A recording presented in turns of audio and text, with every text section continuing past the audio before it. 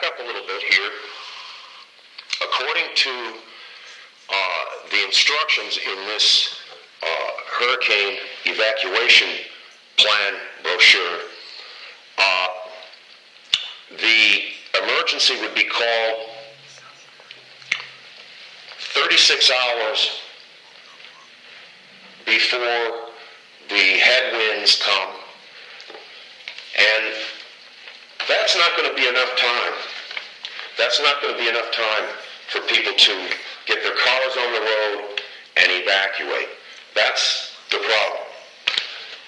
And over and over, I've been to city council and the county commissioners in the county center, up to the county administrator's office, and asked them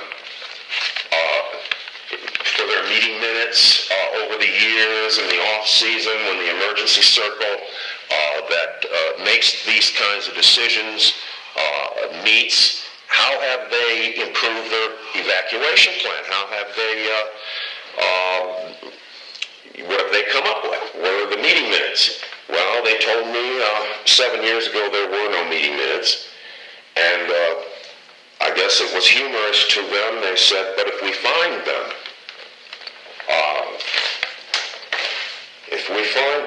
we'll put them out in the bookcase in the reception area, and we'll call it the Book of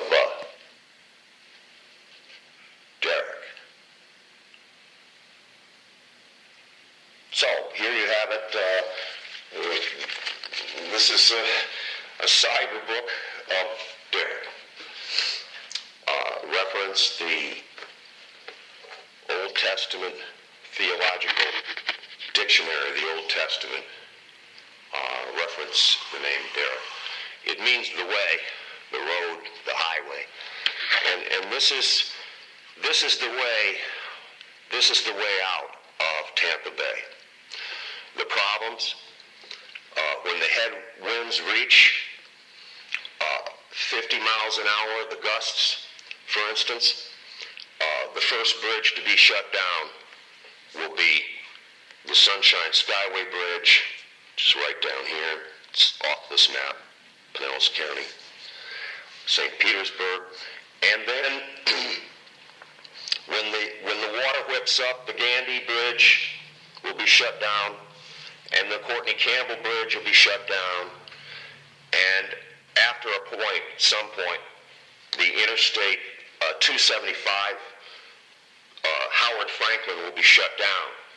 Now, the complication for those that live in Pinellas County, St. Petersburg and Pinellas County and Clearwater, the complication for them is great, because now this is a Rand McNally map, Road Atlas 2016. The hurricane evacuation map here for Hillsborough County, as I said before, it must be pretty old.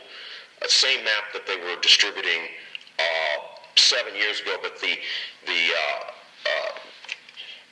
map itself, when you examine it, it does not label Harbor Island, and the map may be from the 80s, a time when Harbor Island wasn't even built. And the other storms that hit Tampa, there was no Tampa General Hospital on Davis Island. So this might be a little difficult to see here. At any rate, the Sunshine Skyway Bridge would be the first bridge shut down, and of course that comes down into Manatee County and Sarasota County. And that's not an escape route anyway for those in Sarasota County and Manatee County to escape north to Pinellas County, because virtually what we've discovered is there's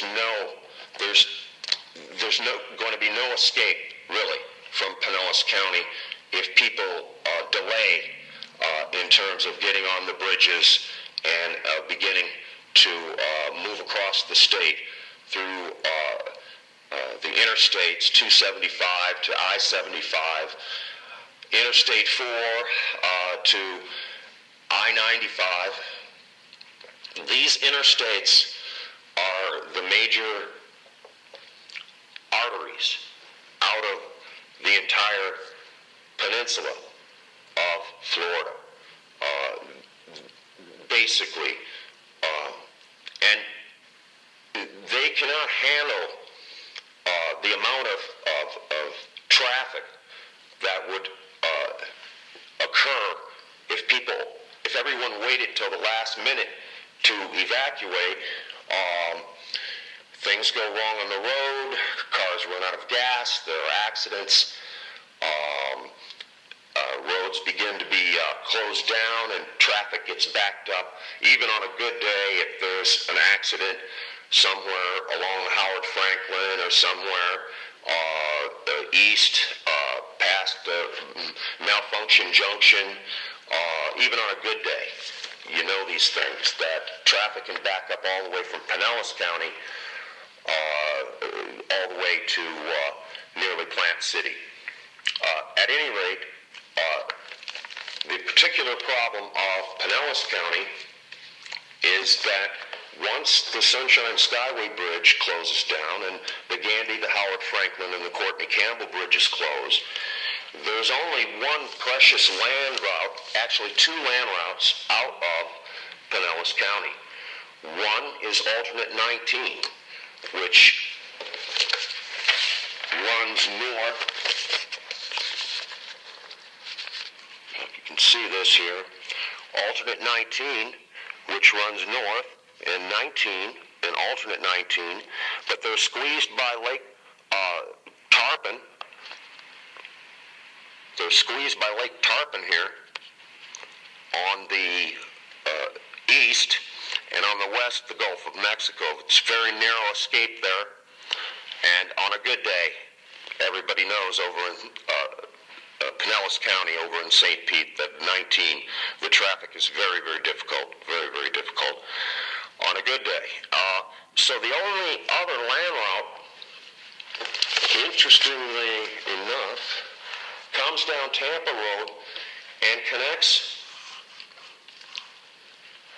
with Hillsborough Avenue, which runs, it's actually State Road 580. Hillsborough Avenue runs from northwest to southeast, and then it straightens out and goes from west to east. Hillsborough Avenue is basically the only other land route out.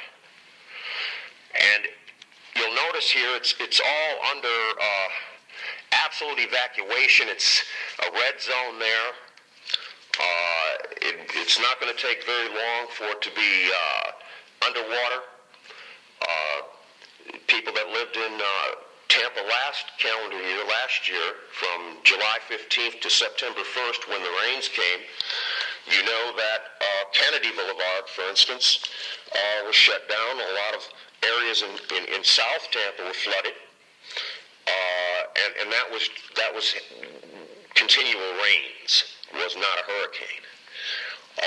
And so this escape route from Pinellas County along the shore here of the bay is not real viable. And then once they straighten out and go directly east on Hillsborough, they've got a ways to go to get onto the interstate. So in any kind of evacuation, the people in Pinellas County are in a very, very difficult situation if they wait too long to get out. And all of this it creates a domino effect on the roads. Pinellas County and the inhabitants of Pinellas County coming across the bridges and the land routes into Hillsborough County, and then in Hillsborough County and the residents in Hillsborough County, along with the residents in Pinellas County, all proceeding to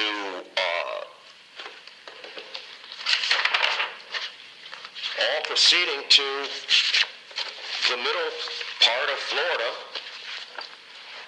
and then that's a big problem. It's a big problem for Polk County. It's a big problem for Orange County, Orlando, and all the way